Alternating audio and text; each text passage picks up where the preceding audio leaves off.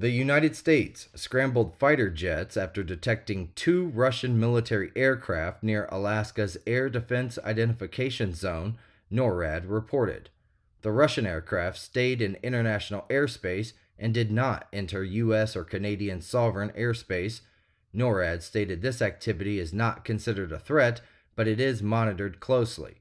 Similar incursions have occurred frequently, with at least 4 reported near Alaska in 2023.